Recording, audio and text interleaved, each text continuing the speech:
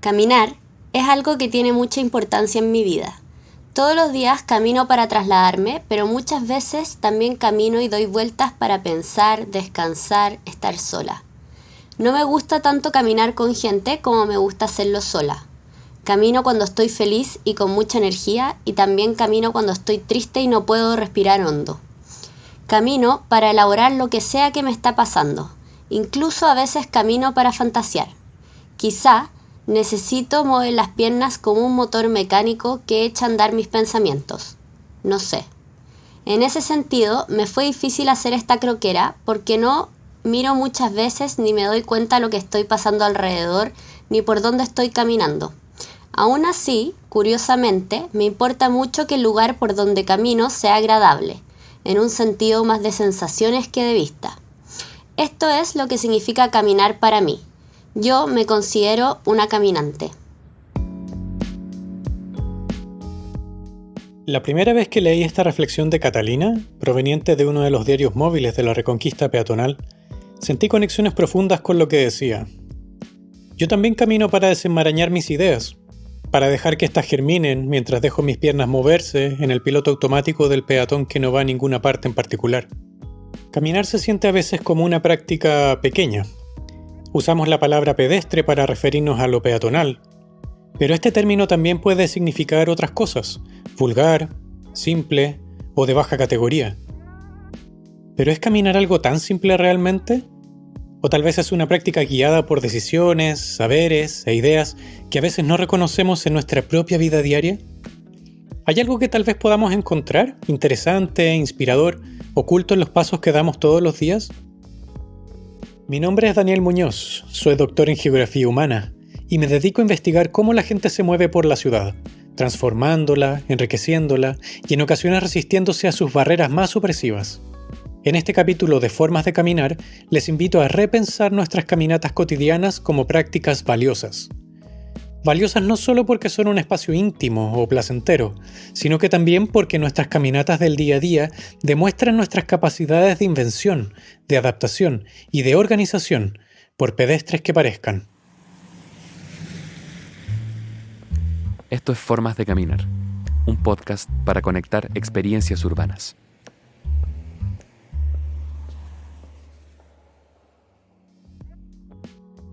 Para esta exploración del valor de lo cotidiano, voy a apoyarme en el contenido de los diarios móviles Ruta Cotidiana, de la Reconquista Peatonal. Estos cuadernos fueron repartidos por la organización en 2018 y fueron completados por diversas personas que caminan por Santiago. Las personas que completaron estos diarios móviles entregan una colección de miradas, anécdotas, sentires y hábitos que nos van a ayudar a comprender aquello que da valor a lo cotidiano. A lo largo de este episodio escucharemos sus voces, leyendo en voz alta algunos pasajes de sus propios diarios. Con estas voces acompañándome, mi objetivo será mostrarles lo que creo caracteriza a la vida cotidiana como algo único, profundamente vinculado a nuestra identidad, a nuestros anhelos y a nuestras capacidades para transformar la realidad. Lo cotidiano es nuestro. Apropiarnos de este aspecto de nuestra vida requiere que, primero, observemos aquello que lo vuelve tan especial. Fuerte y derecho. Como es mi ruta al trabajo y es tan temprano, por lo general salgo apurado y mi único fin es llegar rápido. Tengo pensado explorar una nueva ruta al llegar a la pega. ¿Cómo es tu caminata cotidiana? Si te hago esta pregunta pensarás en muchas cosas distintas. Tal vez se te vendrán imágenes de edificios feos o bonitos, el perro del vecino, bueno para ladrar, el semáforo que siempre está en rojo. Y si eres una persona afortunada, tal vez árboles, flores o vegetación que te alegran algún tramo del trayecto. Pero el trayecto mismo es una parte crucial de la caminata. ¿Por dónde me voy? ¿Por qué por aquí y no por otra parte? ¿Preferiremos los recovecos de calles más bonitas o con sombra? O tal vez iremos fuerte y derecho, como recién mencionaba Emiliano. Los cuadernos de la gente que ha participado con la Reconquista Peatonal nos muestran que nuestras caminatas cotidianas tienen un componente de continuidad. Esa regularidad propia de aquello que hacemos todos los días. El filósofo chileno Humberto Giannini hablaba de lo cotidiano como un movimiento cíclico, algo que retorna siempre al punto de partida. En su libro titulado La reflexión cotidiana, explicaba que las palabras ruta y rutina comparten la misma raíz. En buena parte hacemos nuestra cotidianidad caminando. Me di cuenta haciendo el recorrido y prácticamente al final que siempre utilizaba la misma vereda. Y yo creo que no tenía que ver solo con el hecho práctico, sino también con conexión a la hora de cruzar desde Parque Forestal. Los mundos de la caminata y de lo cotidiano han sido históricamente estudiados en conjunto. Caminar forma parte de ese universo de cosas que hacemos a diario, al punto de realizarlas sin darnos cuenta. Igual que lavarnos los dientes o ponernos los zapatos, caminar es una de esas cosas que a veces hacemos sin pensar. En el día a día, desarrollamos formas de hacer estas cosas, formas que son únicas e irrepetibles, solamente nuestras. Son minúsculos hábitos cotidianos que describen cómo buscamos nuestras llaves en la cartera, o de qué manera nos ponemos la chaqueta, o qué vereda utilizamos en nuestra caminata. La investigadora de Oxford, Jenny Middleton, ha estudiado este automatismo de la caminata cotidiana. El automatismo es esa forma desatenta de moverse por el día, que puede llegar a convertirse en una especie de trance, pero basta un momento inesperado, un solo quiebre de expectativas para que la vida nos saque de esa ensoñación.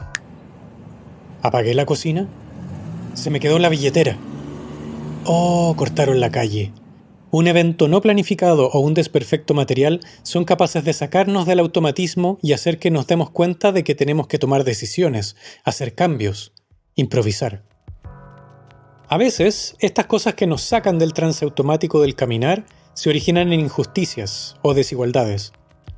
Por ejemplo, Silvana, que vive en la comuna de Independencia, relata en su cuaderno cómo los continuos y lentos arreglos de Avenida Independencia van cambiando por tramos, cada semana, obligándola a ir atenta y a nunca poder relajarse.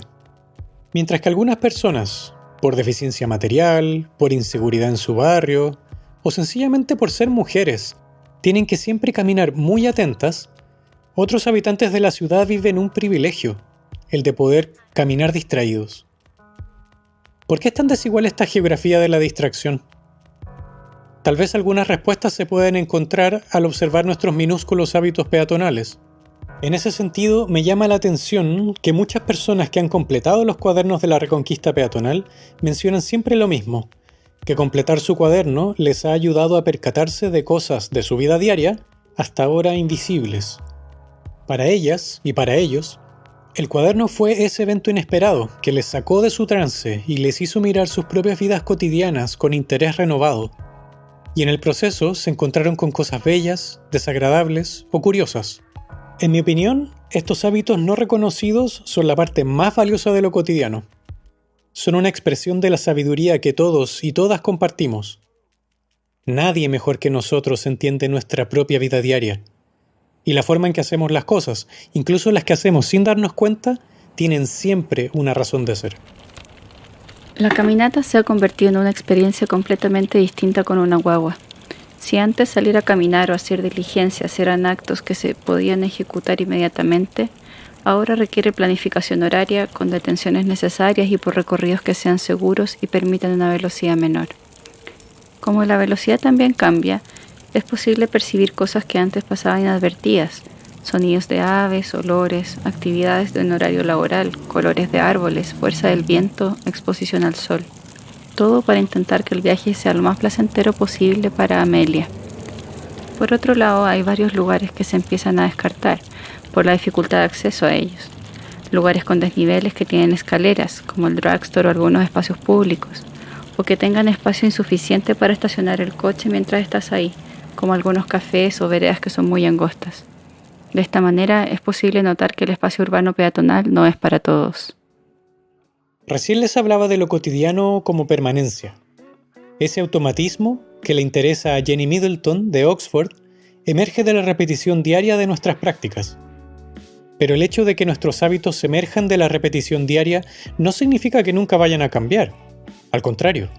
Félix Rabasson, un filósofo francés del siglo XIX, se dedicó a estudiar el concepto de hábito y lo describió como algo que siempre está cambiando. Según él, lo cotidiano es dinámico, no estático. Cada vez que realizamos una práctica cotidiana, por ejemplo, evitar un hoyo en la vereda en nuestra ruta habitual, esa práctica se va modificando ligeramente, día tras día, lo que primero fueron tropezones con el agujero, pasan luego a ser pasos más ágiles, hasta convertirse en un gesto que hacemos sin mirar, y luego sin pensar. Recién escuchábamos a Constanza relatando su experiencia de aprender a caminar con su guagua en un coche. El nacimiento de su hija la llevó a percatarse de muchos elementos de su cotidiano que ahora tienen que cambiar. Poco a poco, estos nuevos elementos se irán asentando en su vida, constituyendo una nueva cotidianidad de la caminata, que ahora es compartida con su hija. Construir una nueva cotidianidad, incorporando estos cambios en nuestra vida, es hecho posible gracias a nuestra capacidad de adaptación y de invención. Nuestras caminatas muestran eso. Cuando podemos, entretejemos estrategia y disfrute. Así se expresa la racionalidad de lo cotidiano. Cuando cruzo el puente de regreso a casa, voy pensando en lo que me falta comprar, porque paso por almacenes y comercio de ahí mismo. Yo prefiero caminar por calles residenciales cuando hay luz natural. Y si es tarde y está oscuro, prefiero por vías grandes, con más tránsito. Hemos hablado de lo cotidiano como un espacio que recorremos sin fijarnos, como si nos moviéramos en un trance. ¿Significa esto que nuestras formas de caminar son irracionales, desordenadas, azarosas? Claro que no. Pero es cierto que solemos pensar en la racionalidad como algo que pertenece al ámbito de la planificación, de lo técnico, de lo calculado. La racionalidad del espacio aparecería en los planes reguladores, en los sistemas del control del tránsito, en el ordenamiento de los flujos mediante vías y señalización. Pero en realidad, nuestras caminatas cotidianas están hechas de multitud de pequeñas, y no tan pequeñas, racionalidades y tácticas. Incluso el más mundano gesto peatonal oculta un sofisticado orden, como un mecanismo de relojería.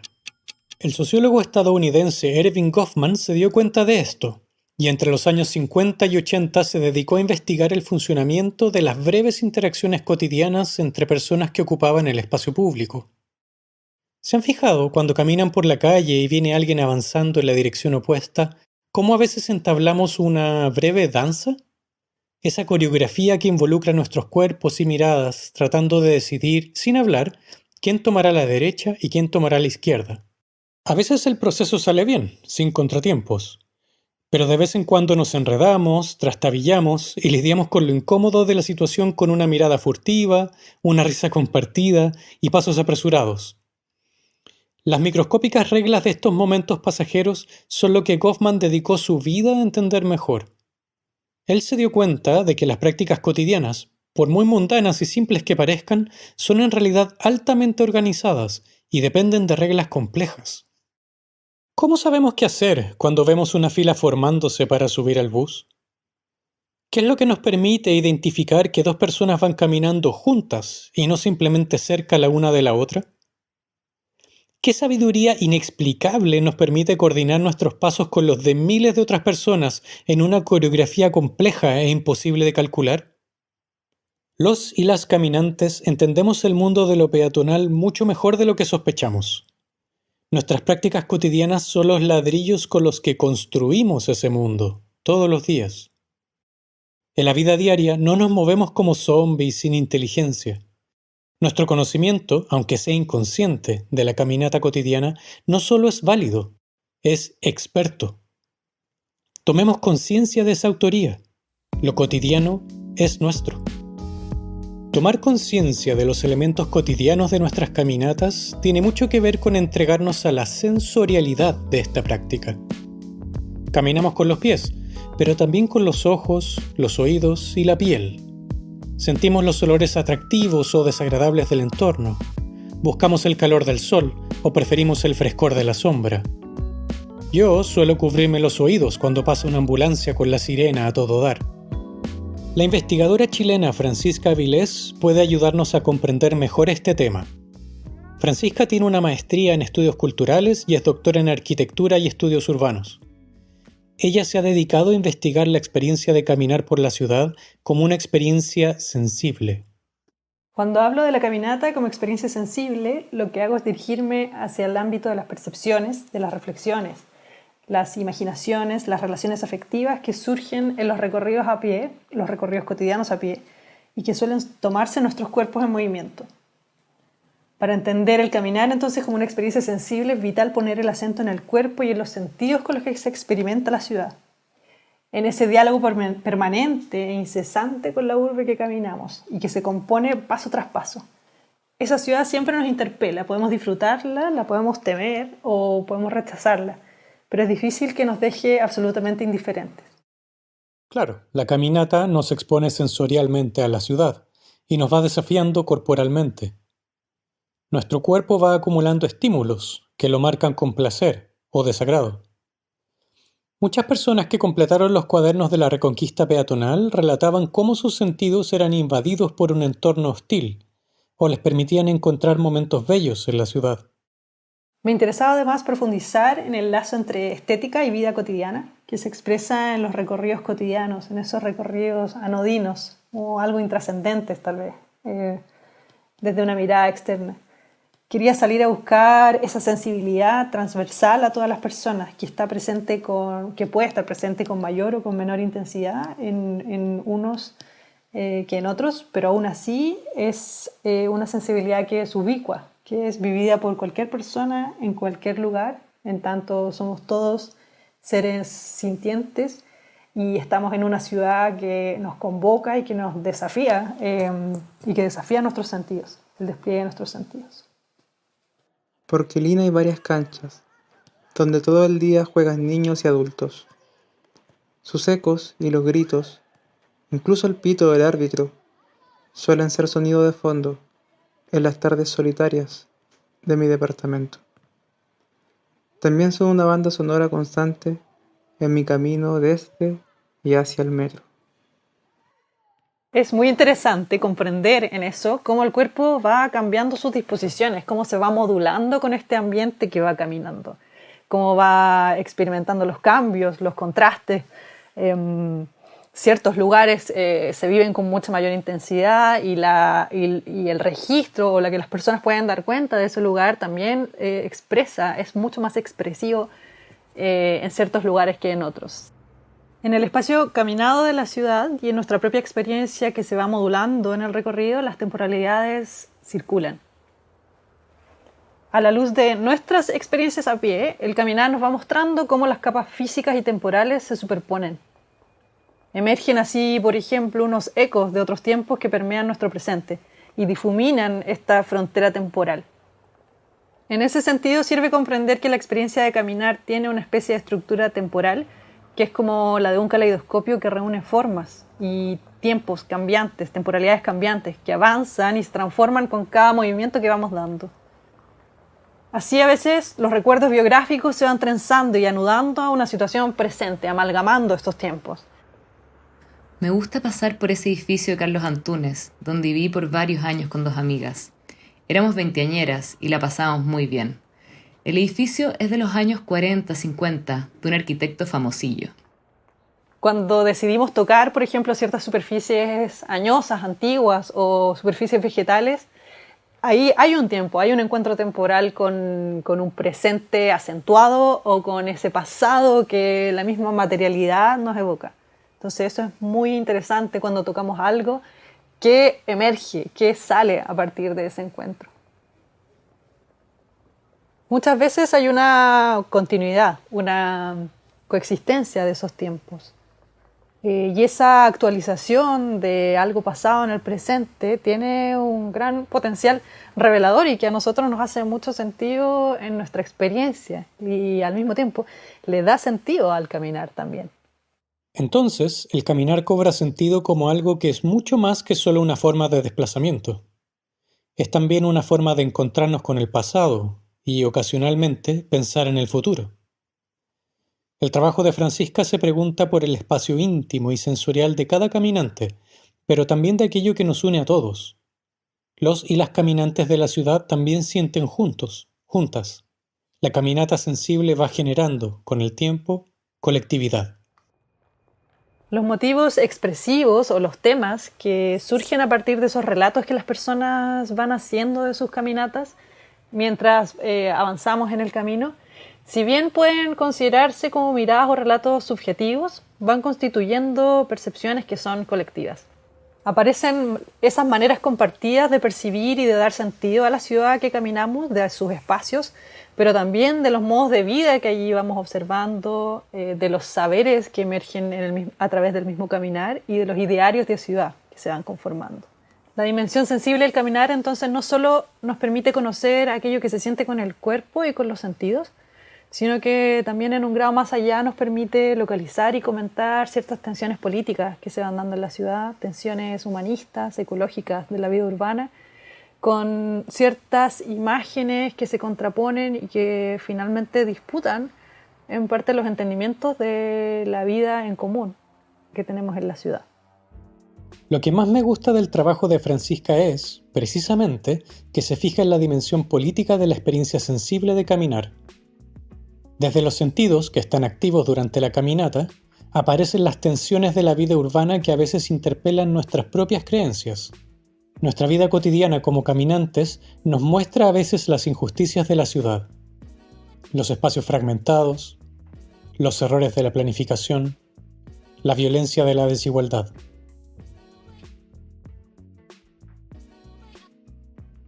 El caminar se disfruta y en ocasiones se sufre. Cada día puede traernos experiencias peatonales gratas o para olvidar. Pero investigaciones recientes muestran que la caminata es un ámbito en que la desigualdad social aparece, y muy fuerte. Esta es una idea desarrollada, entre otras personas, por la antropóloga chilena Soledad Martínez. Soledad es doctora en geografía e investigadora postdoctoral del Departamento de Arquitectura de la Universidad de Los Lagos. En su investigación, ella explora la relación entre prácticas cotidianas de caminata y desigualdad urbana en Chile.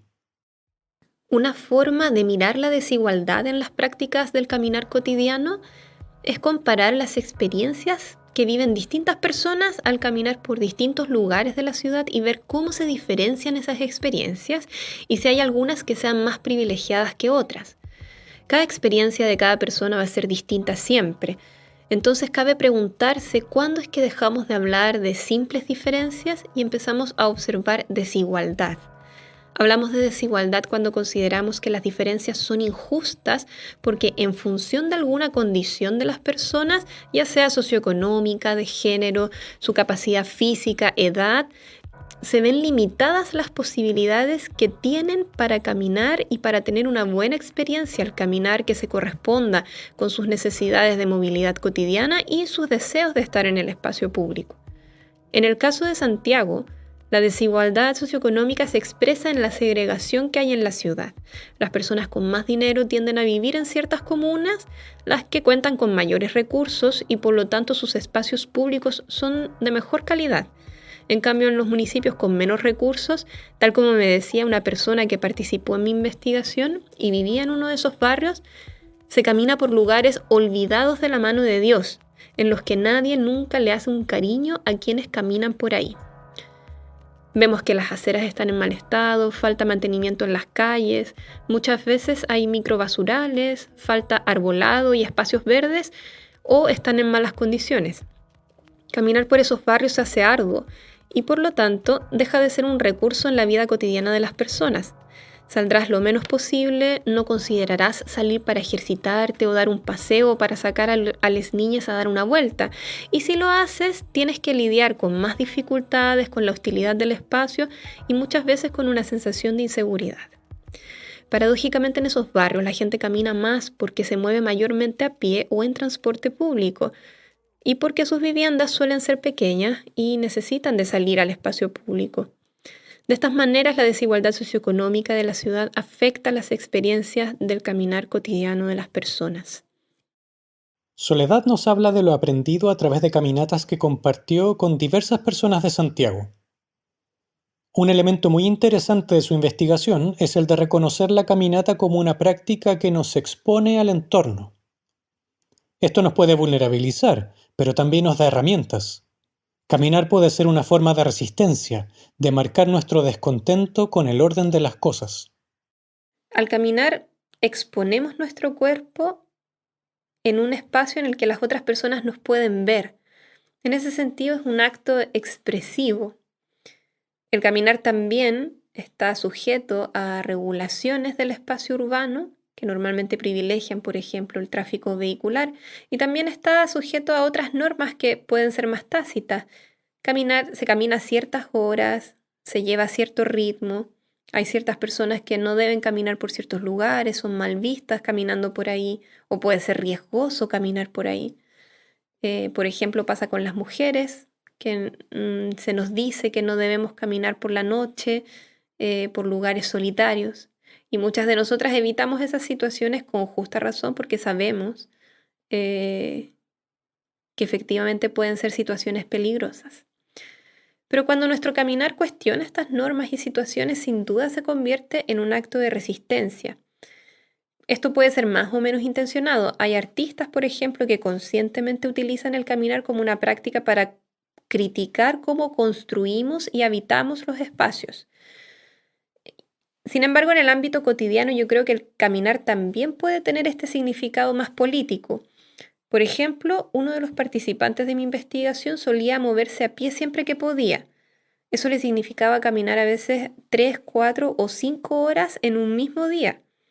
Ese era un tiempo en el que no estaba trabajando, no estaba produciendo, ni estaba consumiendo. Ni tampoco se estaba moviendo de la manera más eficiente. Por lo que yo creo que podríamos considerarlo como un acto de resistencia ante nuestro sistema productivo que marca las horas que tenemos para producir y para descansar, ¿no es cierto?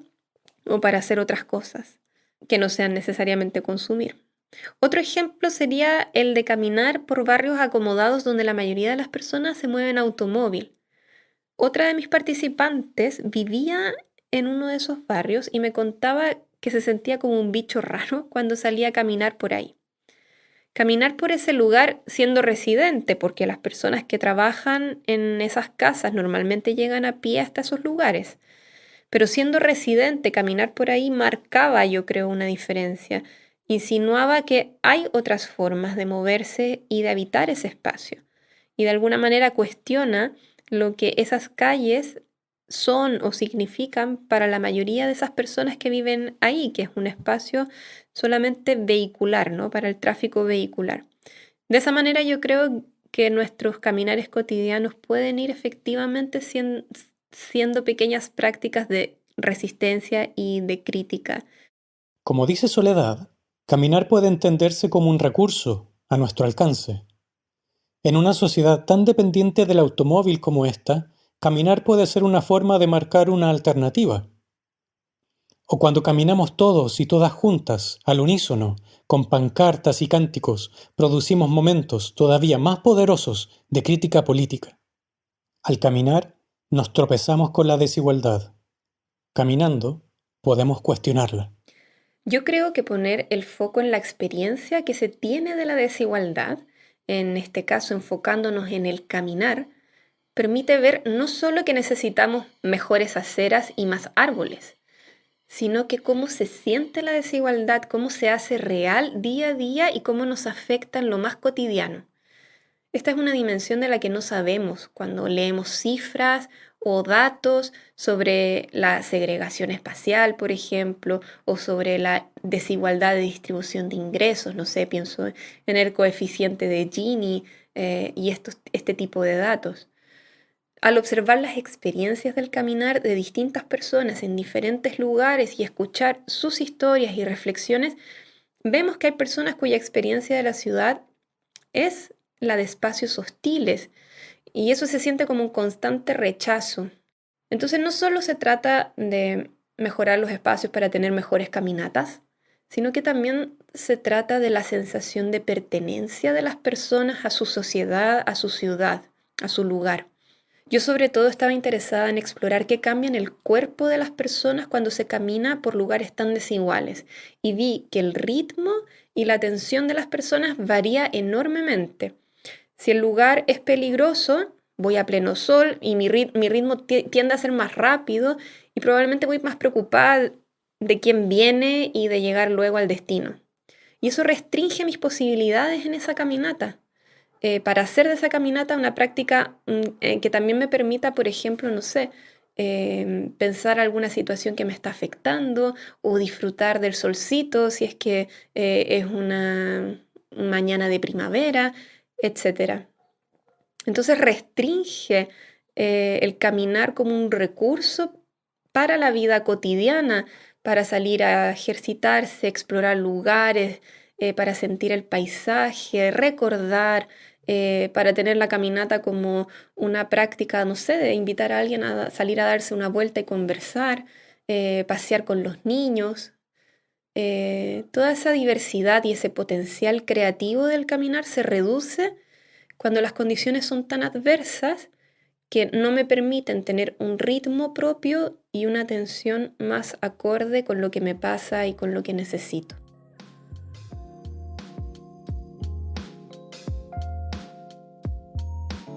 A lo largo de este episodio hemos explorado varios ejemplos de cómo la caminata es algo que hacemos con todo el cuerpo.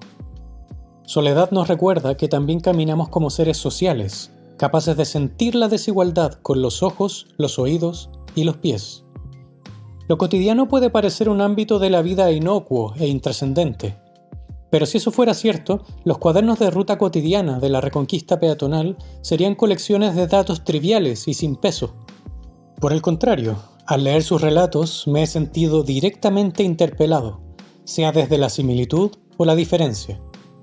Las experiencias de estas personas hablan desde lo rutinario y simple de la vida diaria, pero revelan aspectos que nos unen, en lo sensorial y en lo social. Durante este episodio hemos escuchado sus voces, abriéndonos ventanas a mundos similares y a la vez diferentes al propio. Estos mundos cotidianos están en constante construcción y transformación. Lo cotidiano jamás es estático. Es el resultado de los gestos, las conversaciones y los pasos que damos cada día, acumulándose y construyendo un espacio que puede ser más accesible, agradable y justo. Lo cotidiano es nuestro.